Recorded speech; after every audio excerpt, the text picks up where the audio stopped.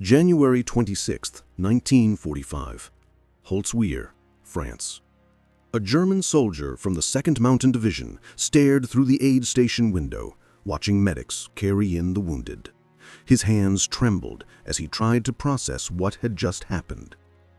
250 men, 6 tanks, all sent to eliminate a single American lieutenant standing on a burning tank destroyer. 1 hour later, 70 survivors. That's it. And the stories they told, they couldn't stop talking about the weapon. Not some secret wonder weapon from some German laboratory, not some technological marvel, just an American machine gun that had been in production since 1933. But what they had witnessed would become legendary. First Lieutenant Audie Murphy, wounded and alone, had climbed onto that burning M10 tank destroyer and turned its 50 caliber machine gun on an entire German infantry company. For over an hour, he fired with such devastating precision that the German attack simply disintegrated. The Medal of Honor citation would later confirm approximately 50 casualties. But the number doesn't tell the real story. The real story is what German medics saw when the wounded arrived. 50 caliber rounds don't just wound you, they don't give you a chance to recover. A hit to a limb, amputation. A hit to the torso, almost always fatal. German field hospitals learned to recognize 50 caliber casualties by sight. And there was almost nothing they could do except provide comfort and pray. But here's what's really terrifying. Holzwihr wasn't unique. This was happening everywhere. From the hedgerows of Normandy to the frozen forests of the Ardennes, from the deserts of North Africa to the skies over Germany itself. German soldiers learned to recognize a sound, a deep, rhythmic thunder, 450 to 575 rounds per minute. Each massive 50 caliber round carrying enough energy to punch through light armor, tear through concrete, and turn human bodies into, well, let's just say unrecognizable. Today, we're going to tell you the story of how the United States military didn't build the most sophisticated heavy machine gun. They built something far more dangerous. They built the most reliable, most ubiquitous, and most psychologically devastating crew-served weapon in history. This is the story of the Browning M2 50 caliber machine gun, and why German soldiers came to hate and fear it more than any other weapon they faced. September 6, 1943. The skies over Stuttgart. 388 B-17 Flying Fortresses approached Germany's industrial heartland. It was the first major daylight raid on the city. Luftwaffe fighter units scrambled to intercept. These weren't rookies. These were veterans who had shot down dozens of Allied aircraft over 2 years of combat. They were confident. Why wouldn't they be? Their Focke-Wulf 119s carried 4 20mm cannons and 2 13mm machine guns. Standard doctrine: roll into attack runs from high and ahead. At 800 meters, open fire. That's exactly what they did. And then something happened that would change German understanding of air combat forever. The bombers erupted with fire. Not the smoke of damaged aircraft. Muzzle flashes everywhere. See, each B-17 carried 13 Browning M2 machine guns. Think about that. A typical formation of 36 bombers meant 468 heavy machine guns, all firing the same 50 caliber round, all reaching out to 1,800 meters with lethal effect. The combined defensive firepower? Over 6,000 rounds per minute. A literal wall of steel. German fighters felt their aircraft shudder as 50 caliber rounds tore into wings, engine cowlings, and canopies. They broke off attacks, diving away with aircraft trailing smoke and hydraulic fluid. Yes, the raid cost the Allies 45 B-17s. But German fighter losses were catastrophic for units that could no longer replace experienced pilots. And here's what the German pilots didn't understand yet. They weren't encountering just a weapon. They were encountering a philosophy of warfare. The Americans had solved bomber defense not through technological sophistication, but through overwhelming volume of fire. Each B-17G carried between 5 and 7,000 rounds of 50 caliber ammunition, 13 gun positions. And some crews? They added extra ammunition beyond regulations. Luftwaffe pilots had been trained to respect 20 and 30 millimeter cannons because those weapons could destroy a bomber with a single well-placed shot. They feared explosive rounds. But the American 50 caliber didn't need to. A massive half-inch diameter projectile, 707 grains, 2,900 feet per second, 12,000 foot-pounds of muzzle energy. It simply punched holes in everything it touched. Wings, engines, fuel tanks, pilots. By October 1943, Luftwaffe fighter units began to understand the true danger. Oberleutnant Heinrich Wormhelle, an ace with 93 victories, described the American bomber formations in a letter to his family. Listen to his words. "To attack the Americans is to fly through a storm of steel. You see the tracers, 1 round in 5, and you know that for every tracer you see, 4 more bullets you cannot see are flying past. When you close to effective cannon range, you are already inside their killing zone." The Germans adapted. They tried everything: head-on attacks, diving from above, climbing from below, attacking from the sides. Nothing worked consistently. The American gunners had overlapping fields of fire. Come from ahead, nose guns and top turret engage. From behind, tail guns and ball turret. From the sides, waist guns. From above or below, ball turret and top turret. There was no safe approach. The U.S. Army Air Forces had arranged their combat box formations specifically to maximize overlapping defensive fire, 18 to 21 aircraft in 3-dimensional space, creating an interlocking web of destruction. But here's the real horror. It wasn't just the volume of fire. It was the reliability. German pilots knew their cannons jammed, especially in the cold air at high altitude. The German MG-131 13mm machine gun was better, but it still failed at critical moments. The American Browning M2? It simply worked. It fired continuously for hours. It operated in temperatures from -40 to +40 degrees Celsius. It functioned after being hit by German cannon fire. It kept shooting even when the barrels glowed red from sustained fire. American maintenance crews would replace overheated barrels in minutes, and the gun would resume firing without missing a beat. Lieutenant Wolfgang Fischer, a JG-88 pilot who flew bomber intercept missions, survived the war.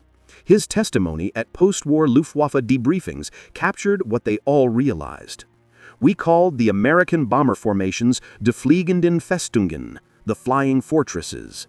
But what made them true fortresses was not their armor or their formation discipline. It was those 50 caliber machine guns that never stopped firing, never jammed, never gave us an opening. We lost so many pilots, not to American fighters, but to the bomber defensive fire. It was like flying into a meat grinder." June 6, 1944. Normandy. Oberst Hans von Luck commanded elements of the 21st Panzer Division defending against the Allied invasion. This wasn't just any officer.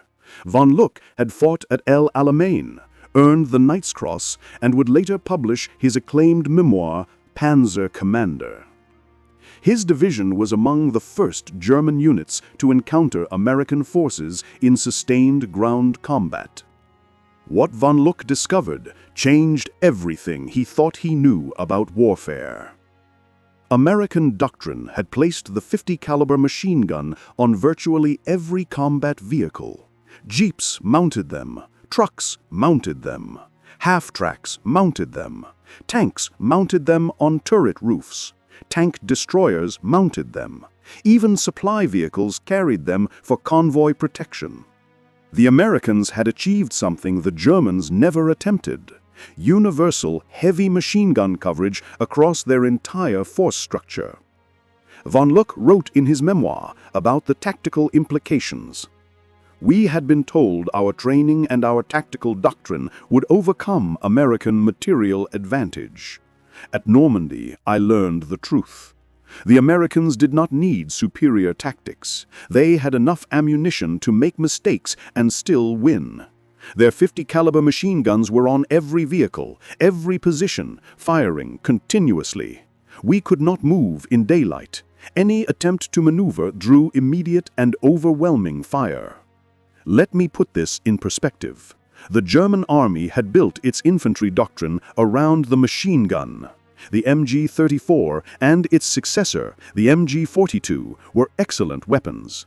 The MG-42 fired at 1,200 rounds per minute, earning the nickname Hitler's buzzsaw from Allied soldiers.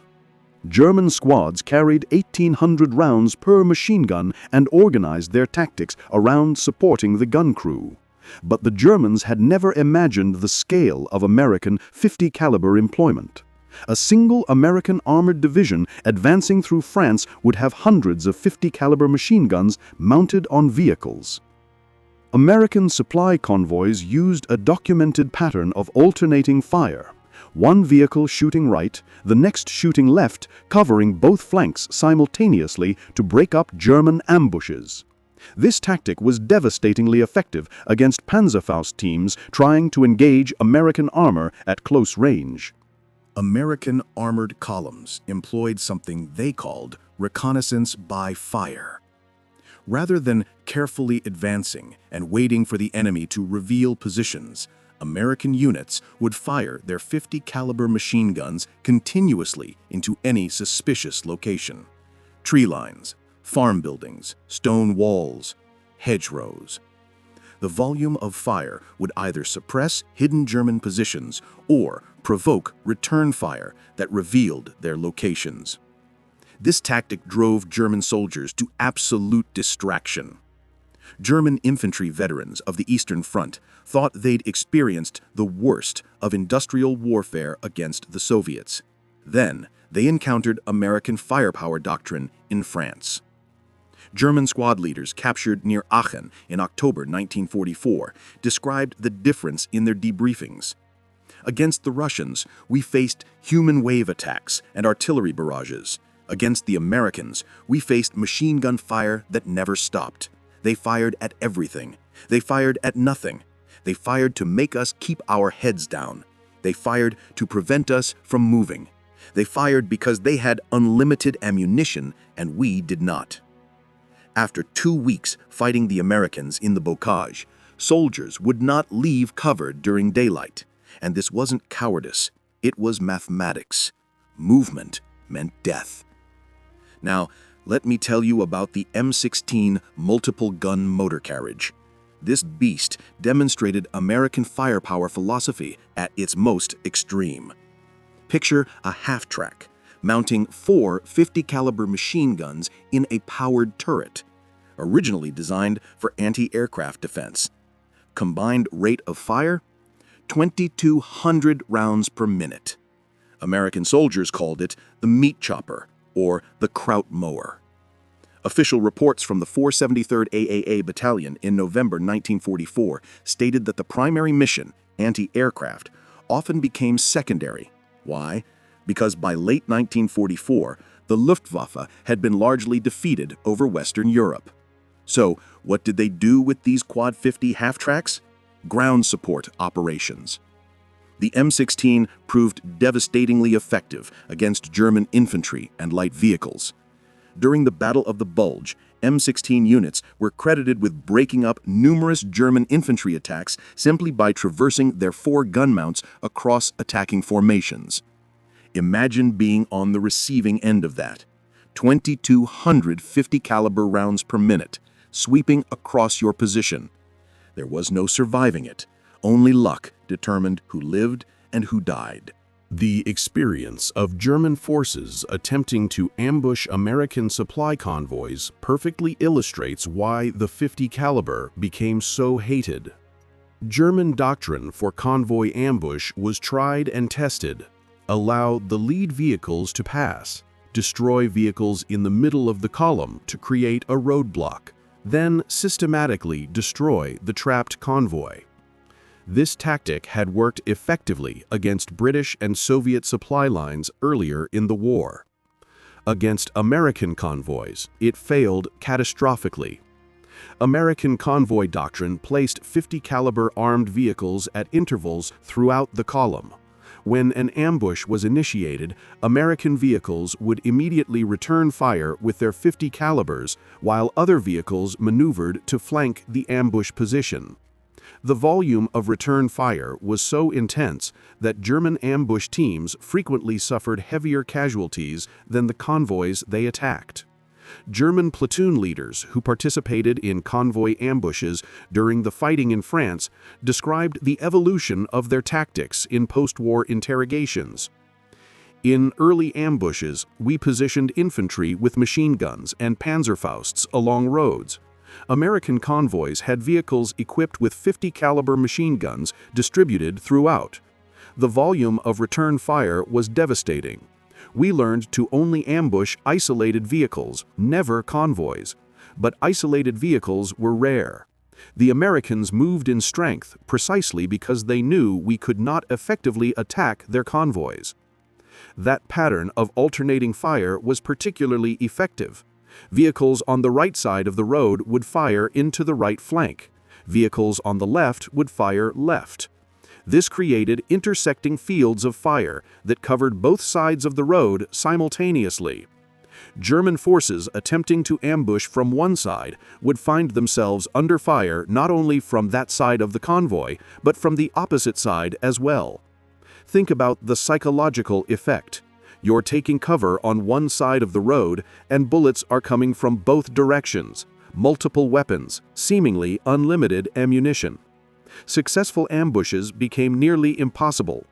American logistics units understood that the 50 caliber machine gun was their primary defense. Drivers and assistant drivers received training on the weapons. Ammunition was loaded in quantities far exceeding official allocations.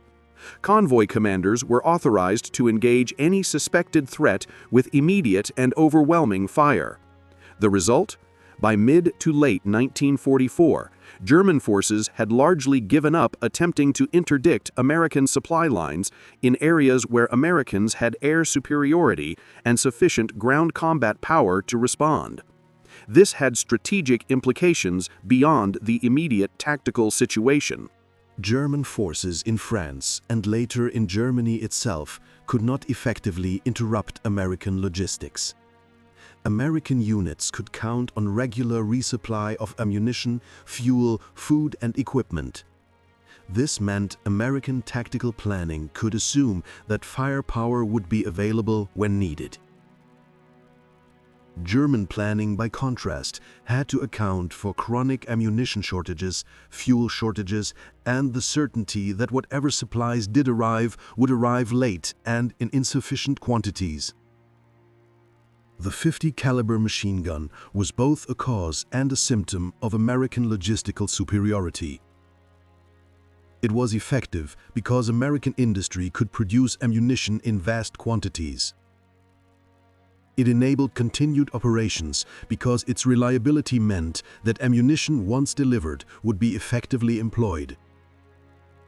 German soldiers watching American tracer fire arc across the battlefield at night understood they were seeing not just ammunition expenditure, but visible proof of an industrial capacity they could not match. Now the terror from the air added another dimension to German fear of the 50 caliber. The Republic P-47 Thunderbolt, American pilots nicknamed it the Jug, carried 8 Browning M2 machine guns in its wings. 8 guns. This meant a single fighter could deliver 4,400 rounds per minute of combined firepower during strafing runs. German ground forces learned to recognize the distinctive shape of the P-47 and the sound that preceded death. A strafing run by a flight of 4 P-47s meant 32 50 caliber machine guns converging on a target area. The aircraft would approach at high speed and low altitude, often with minimal warning.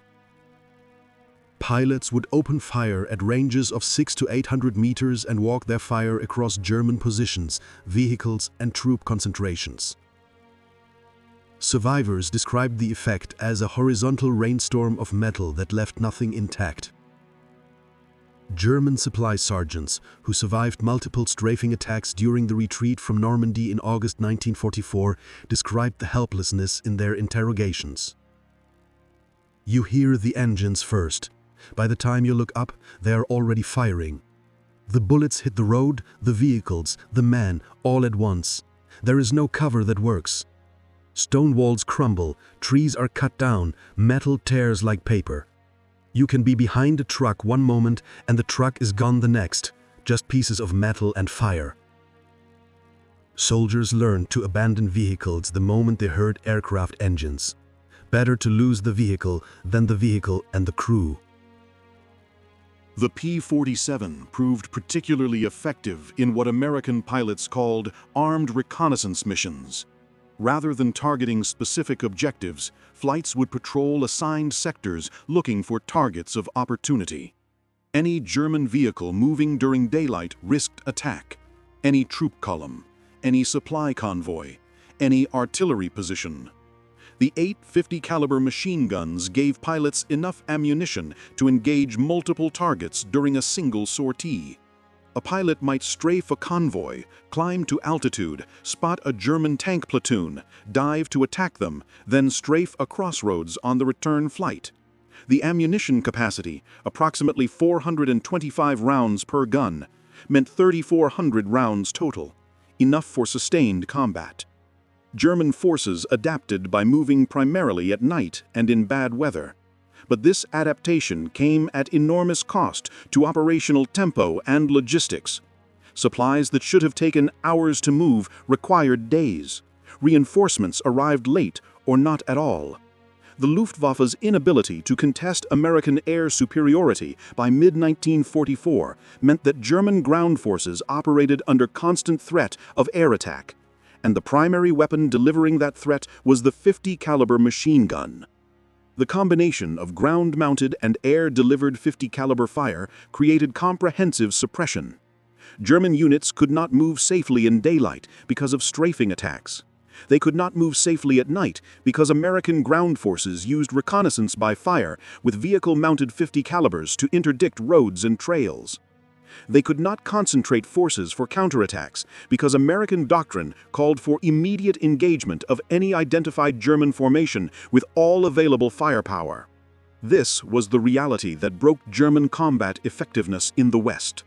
Not a single decisive battle, not a wonder weapon, but the cumulative weight of facing an opponent whose basic heavy machine gun was present in such overwhelming quantities and employed so lavishly that traditional military responses became irrelevant. German tactical doctrine, German training, German fighting spirit, none of these factors could overcome the simple mathematical reality that American forces could deliver superior firepower to any point on the battlefield faster than German forces could respond. A German infantry battalion attacking an American position might face 50 to 150 caliber machine guns, all firing continuously, all supplied with thousands of rounds of ammunition. German doctrine called for careful fire discipline to conserve ammunition. American doctrine called for overwhelming volumes of fire to suppress the enemy and maintain initiative. When these two philosophies collided, American material superiority proved decisive.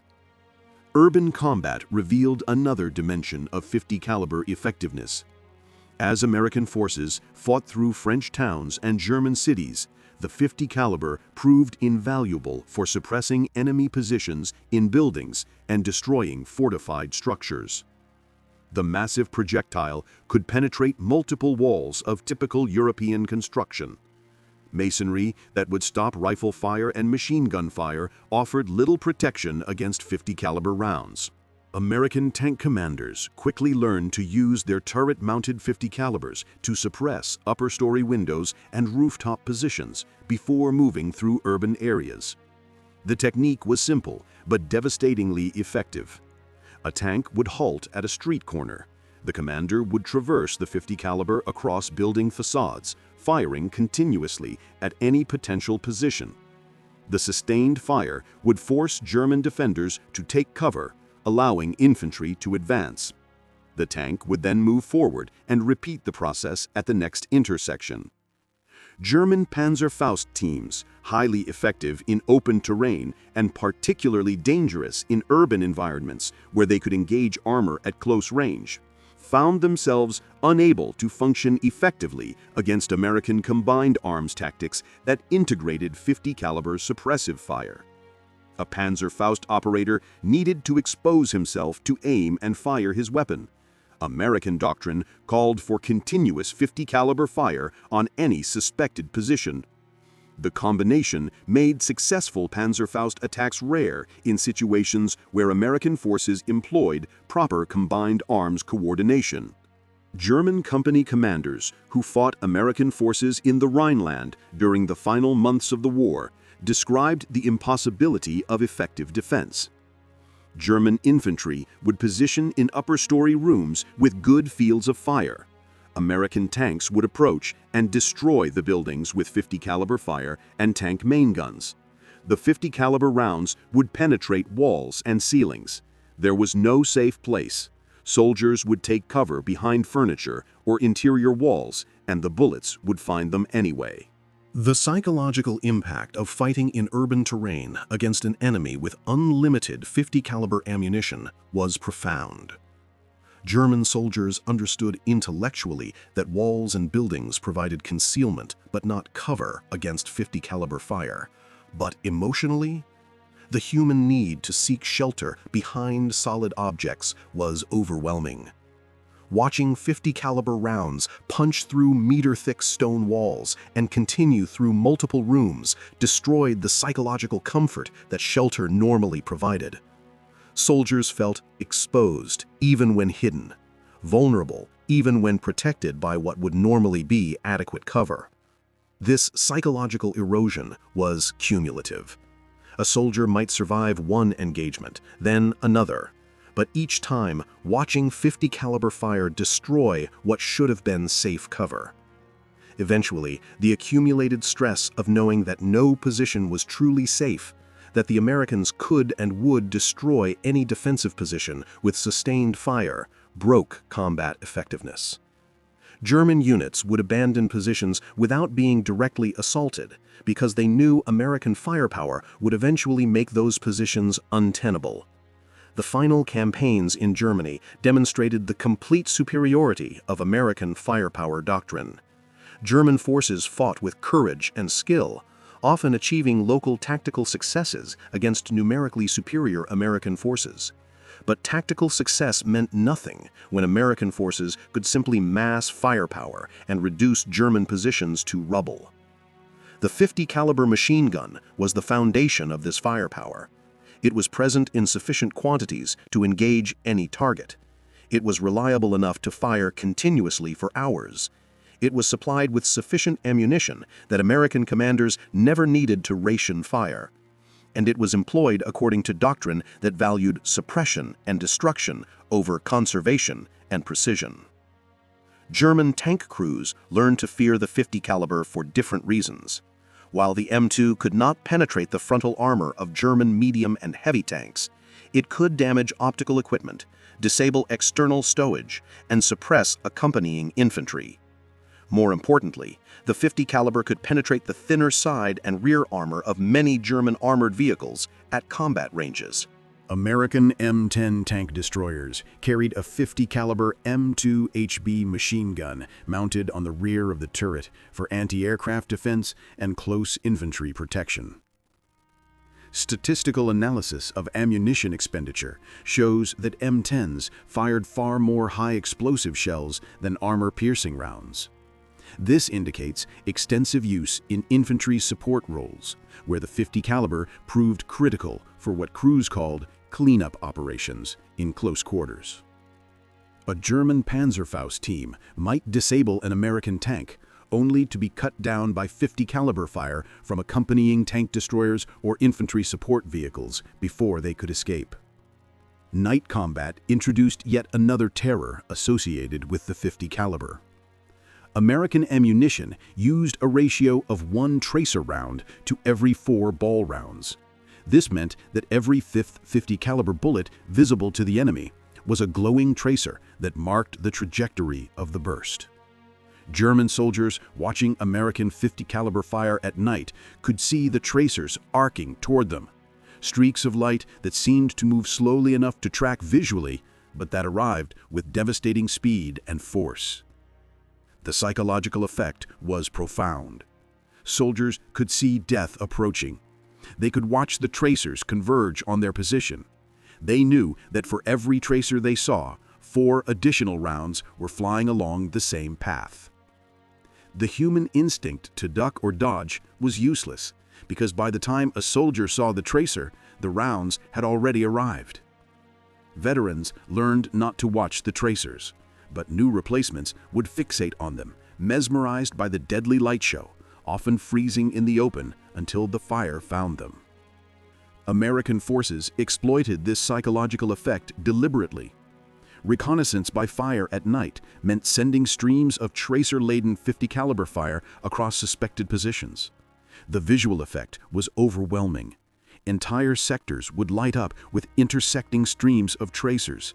The noise of the firing, combined with the visual impact, created an environment that German soldiers described as hellish. German infantry squad leaders captured near Aachen described the experience.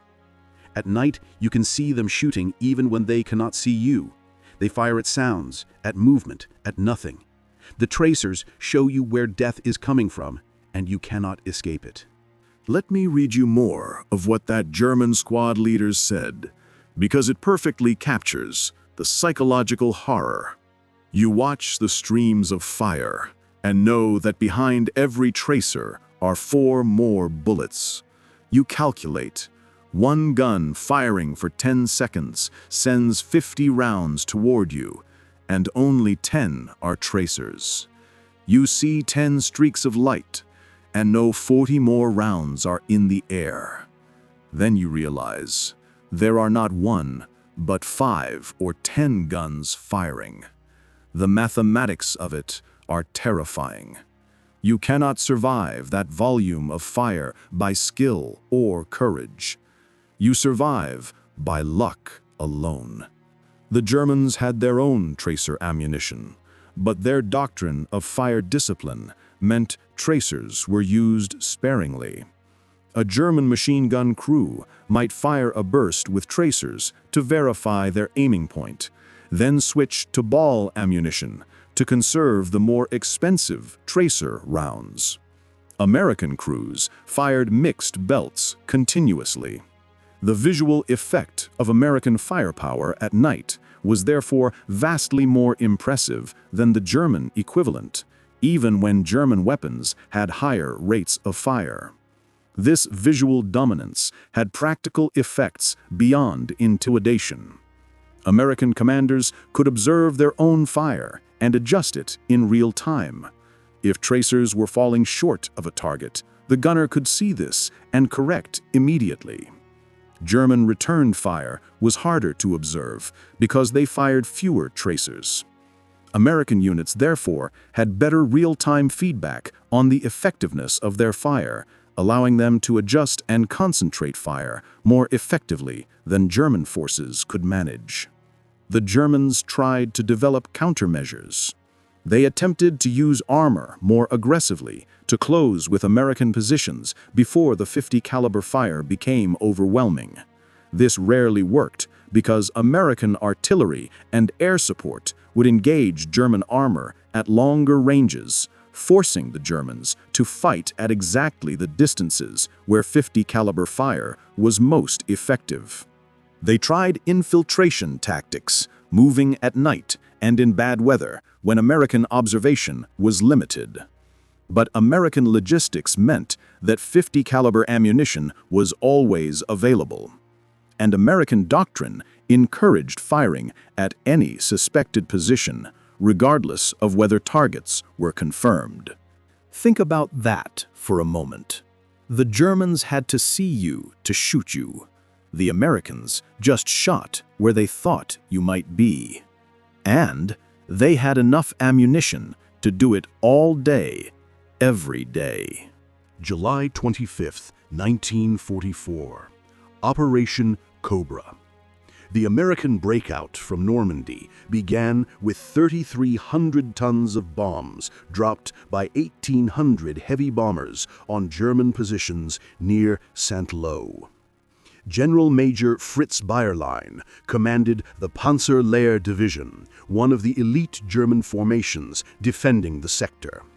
After the war, Bayerlein wrote extensive manuscripts for the U.S. Army Historical Division, analyzing the campaign.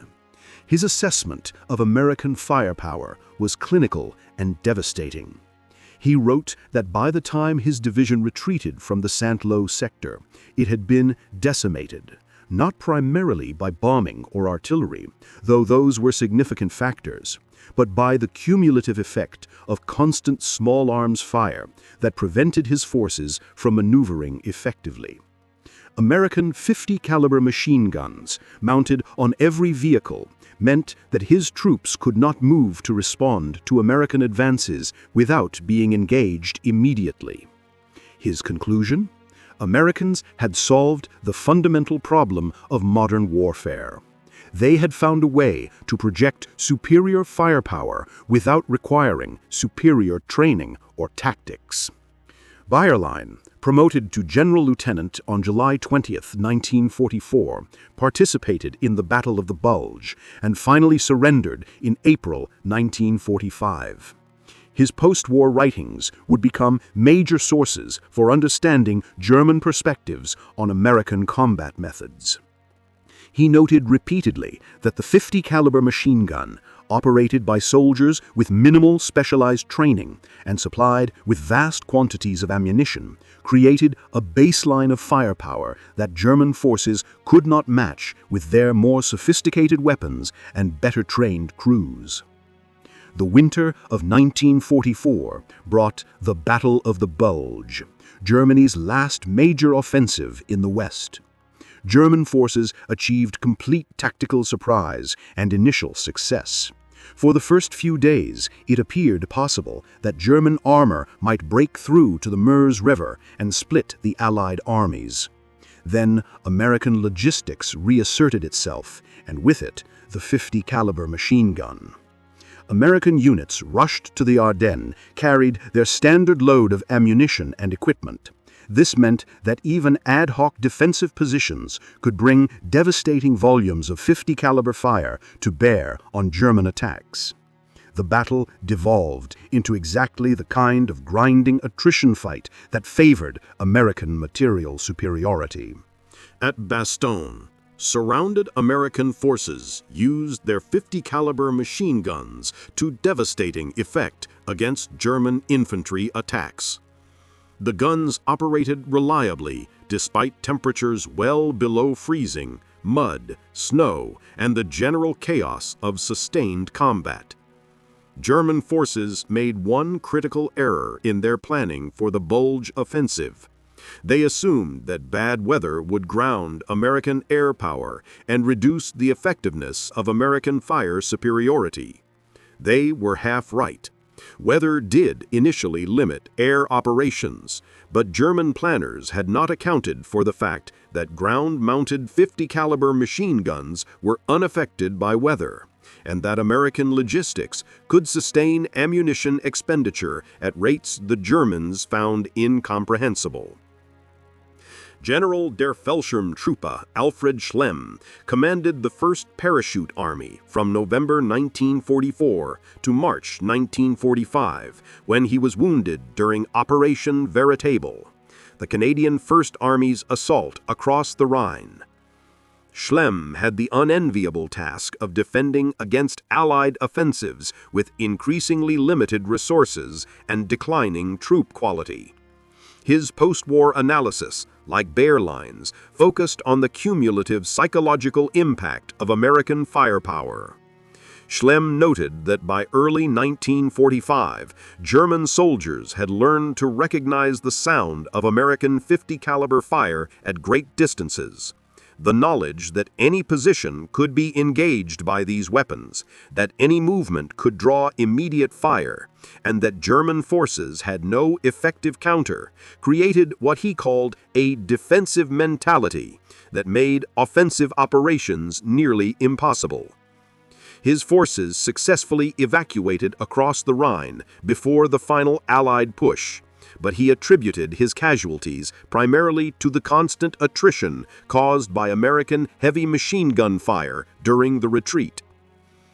Now, let's talk about the technical specifications of the M2 Browning, because they help explain its effectiveness. The weapon weighed 84 pounds without a tripod, 128 pounds with the M3 tripod mount. This made it heavy, but not impossibly so, for a crew-served weapon. The effective range of 1,830 meters meant it could engage targets well beyond the range of German rifles and light machine guns. The rate of fire, between 450 and 575 rounds per minute, was slower than the German MG-42, but faster fire rates meant nothing when German crews had limited ammunition. The 50 caliber Browning machine gun cartridge fired by the M2 carried specifications that made it effective against a wide range of targets. The standard M33 ball round achieved a muzzle velocity of 2,910 feet per second. Armor-piercing variants could penetrate 19 millimeters of armor at 500 meters. The M8 API, armor-piercing incendiary round, penetrated 16 millimeters at the same range, and would ignite fuel or ammunition upon penetration. The M20 API-T variant, with its tracer element, penetrated 21 millimeters at the same range. This meant that while the 50 caliber could not defeat the frontal armor of a Tiger or Panther tank, it could penetrate the armor of half-tracks, armored cars, and the side and rear armor of many German armored vehicles. More importantly, it could destroy truck engines, puncture fuel tanks, disable artillery pieces, and suppress infantry at ranges where return fire was ineffective. The M2's reliability stemmed from its design. John Browning had begun development in July 1917 during the First World War. The M1921 water-cooled 50 caliber machine gun, weighing 121 pounds with its water jacket, entered service but proved too heavy for mobile warfare. The M2 air-cooled version, adopted in 1933, eliminated the water cooling system and reduced weight while maintaining reliability. The basic operating principles of the weapon were simple, robust, and proven. American manufacturers, including AC Sparkplug, Frigidaire, Guide Lamp, and Colt, produced nearly 2 million 50 caliber machine guns of all models during the war years. Production of the M2HB, the heavy barrel version that could sustain longer periods of fire, reached approximately 350,000 units total across all services and theaters. This scale of production meant that American forces never lacked for replacement weapons or spare parts. The Germans understood intellectually what they faced. Their own weapons were, in many respects, more sophisticated. The MG-34 and MG-42 were better suited to the role of squad automatic weapon. The German 13mm MG-131 aircraft machine gun had a higher rate of fire at 900 rounds per minute. German 20 and 30mm aircraft cannons were more destructive per hit than any machine gun. But sophistication meant nothing in the face of overwhelming material superiority. The Americans had built a weapon that was good enough for every role it needed to fill, and had produced it in quantities that allowed universal employment. Every American bomber carried 13 M2s. Every fighter, like the P-47 Thunderbolt, carried 8 M2s. Every American combat vehicle carried at least one. American infantry companies had organic 50-caliber heavy machine gun sections. American anti-aircraft units could repurpose their M16 quad mounts for ground combat.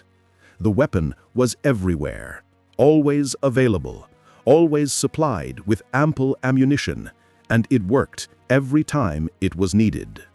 The psychological impact on German forces was cumulative and devastating. Individual soldiers might survive encounters with 50-caliber fire.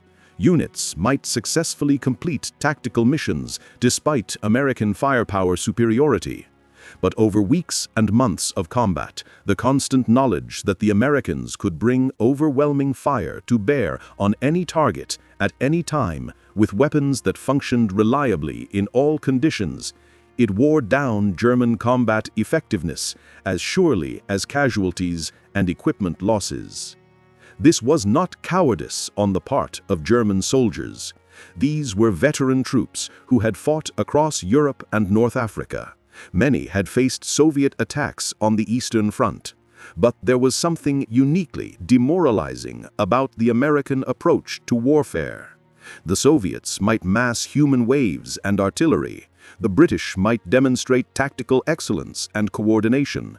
The Americans simply deployed overwhelming material resources and fired until resistance collapsed. German officers found it increasingly difficult to motivate men to attack when they knew American 50-caliber fire would meet any advance. German infantry became reluctant to maneuver in daylight. German vehicles clustered in cover rather than advancing. The tactical initiative shifted permanently to the Americans, not because of superior tactics or better training, but because American doctrine, built on unlimited ammunition and reliable weapons, made German doctrine obsolete. The hatred German soldiers expressed for the 50 caliber was the resentment of craftsmen facing mass production, of skilled warriors facing industrial warfare. The 50 caliber represented everything about American warfare that the Germans found alien. The casual expenditure of ammunition, the reliance on material superiority rather than superior skill, the willingness to destroy rather than to capture or bypass. These were not the methods of soldiers in the traditional European sense. These were the methods of an industrial power that had calculated that material expenditure was cheaper than casualties and more effective than tactical elegance. After the war, German military historians and former officers provided consistent assessments. The American 50 caliber machine gun was not the most sophisticated weapon of World War II. It was not the fastest firing, or the most accurate, or the lightest, or the most versatile.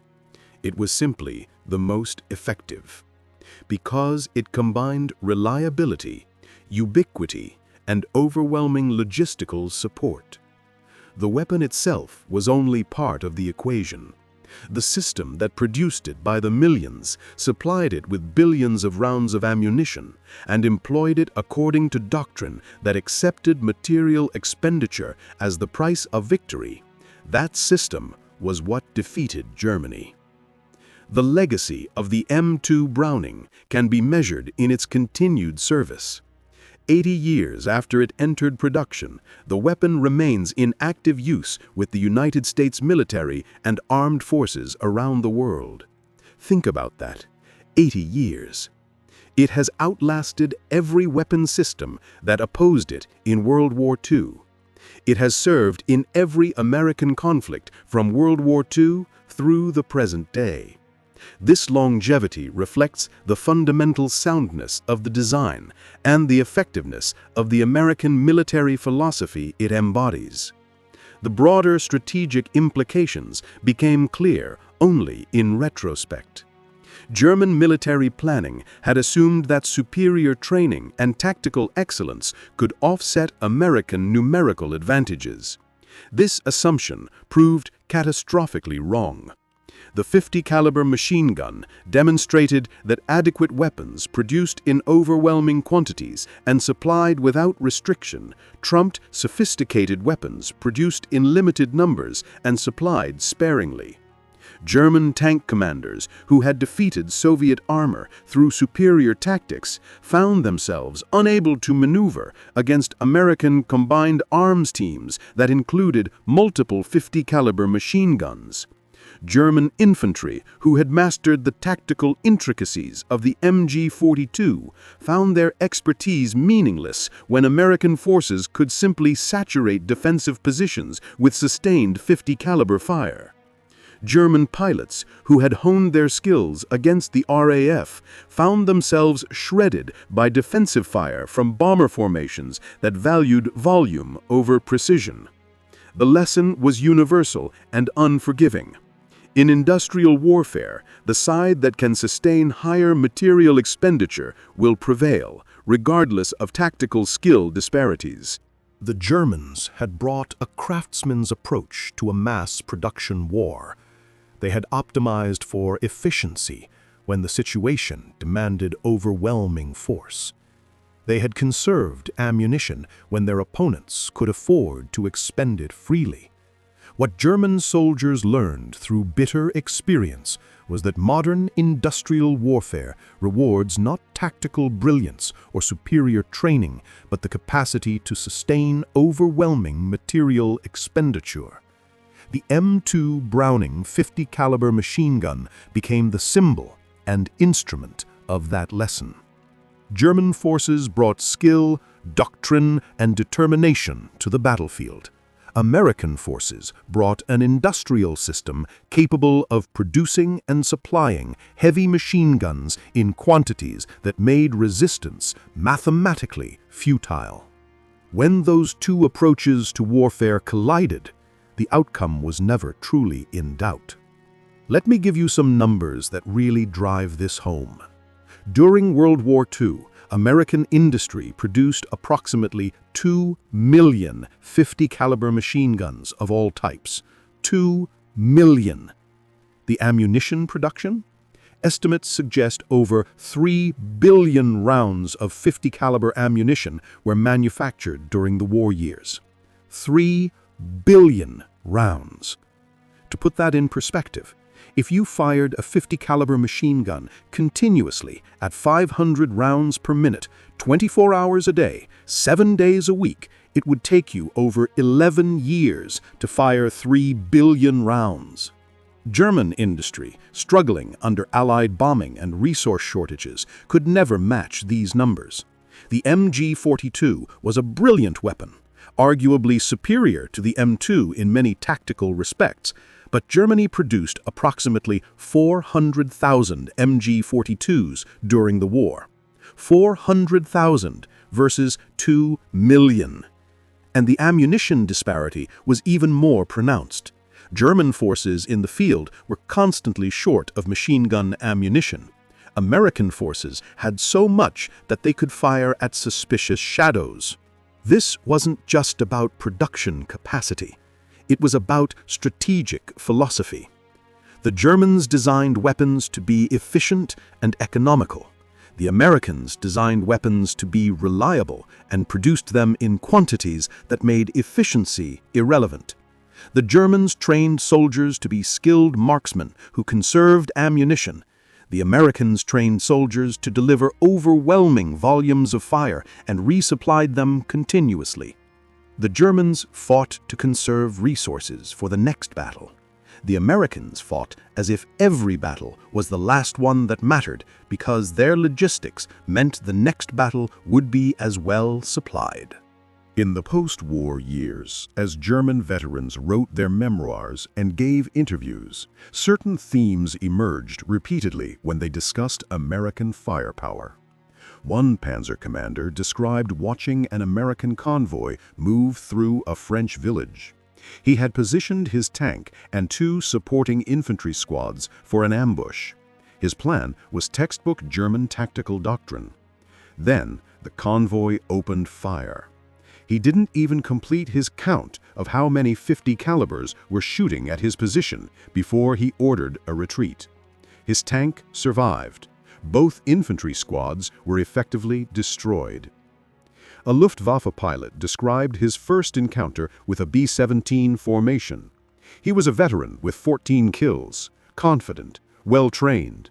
He made one attack run from the rear quarter. His aircraft took 17 hits from 50 caliber fire. His wingman's plane exploded. He never attempted another attack on American bombers. An infantry squad leader described defending a French farmhouse against an American advance. Stone walls a meter thick, good fields of fire, ample ammunition for his MG-42. The Americans never even attempted to assault his position. They simply fired their 50 calibers at the building until the walls came down. Then they moved forward. He and 2 other survivors withdrew. 7 men stayed in the farmhouse. Their bodies were recovered 3 days later. These stories repeat with variations across hundreds of accounts. The details change. The outcome remains constant. German tactical skill met American industrial might. American industrial might won. But perhaps the most telling testimony comes from a German officer who survived the entire war, fighting from Poland in 1939 to the final defense of Berlin in 1945. In his post-war memoir, he wrote about the Eastern Front, where he faced Soviet forces.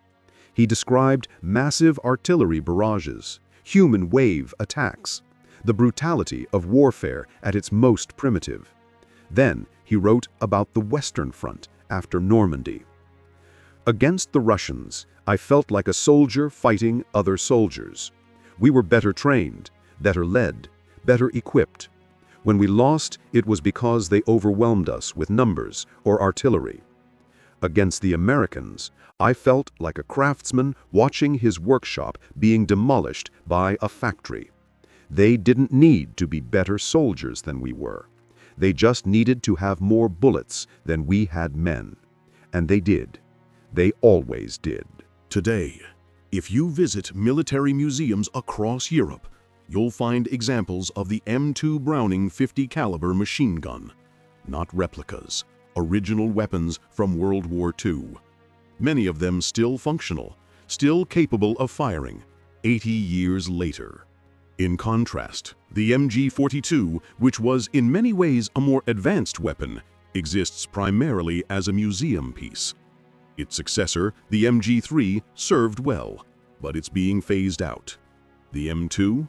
Still in service, still being manufactured, still being used in combat zones around the world. The United States military has attempted to replace it several times. They've tested more modern weapons, lighter materials, higher rates of fire, more sophisticated sighting systems. And every time, they've concluded that nothing does the job better than the M2. Why? Because John Browning designed a weapon that was reliable enough to work in any condition, simple enough to be maintained by soldiers under combat conditions, powerful enough to engage any target that a heavy machine gun should engage. And American industry in World War II proved that it could produce such weapons in quantities that turned tactical excellence into strategic irrelevance. The Germans learned this lesson at terrible cost. Every major German military analysis of the war's lessons emphasizes the same point. Superior training and tactics cannot overcome overwhelming material superiority when that material actually works. The 50 caliber machine gun worked. Every time, in every condition, in every theater of war. From the frozen forests of the Ardennes to the deserts of North Africa, from the bombers over Berlin to the tank destroyers in France, from the fighter aircraft strafing German columns to the jeeps providing convoy security. It was always there, always firing, always supplied with ammunition. German soldiers hated it, not because it was a terrible weapon in the sense of being poorly designed, They hated it because it was a terrible weapon in the sense of being terribly effective. It represented a type of warfare they couldn't counter, a philosophy of combat they couldn't match, an industrial capacity they couldn't compete with. When that German soldier watched through the aid station window in Halswehr on January 26, 1945, watching the wounded being carried in after Audie Murphy's stand, he was witnessing more than just one man's incredible bravery. He was witnessing the end of German military effectiveness in the West, the final proof that Germany could not win a war of attrition against American industrial might. One man, one machine gun, 250 attackers repelled. That's not just a story about Audie Murphy's courage, though his courage was extraordinary. It's a story about a weapon system so reliable, so well supplied, and so effectively employed that a single soldier could hold off an entire company. The Germans called it the most hated weapon of the war. American soldiers called it Deuce, a term of affection for a machine gun that never let them down. Both names tell the same story, just from different perspectives. The M2 Browning 50 caliber machine gun didn't win World War II by itself. No single weapon could. But it symbolized the American way of war, reliable over sophisticated, overwhelming over elegant, effective over efficient.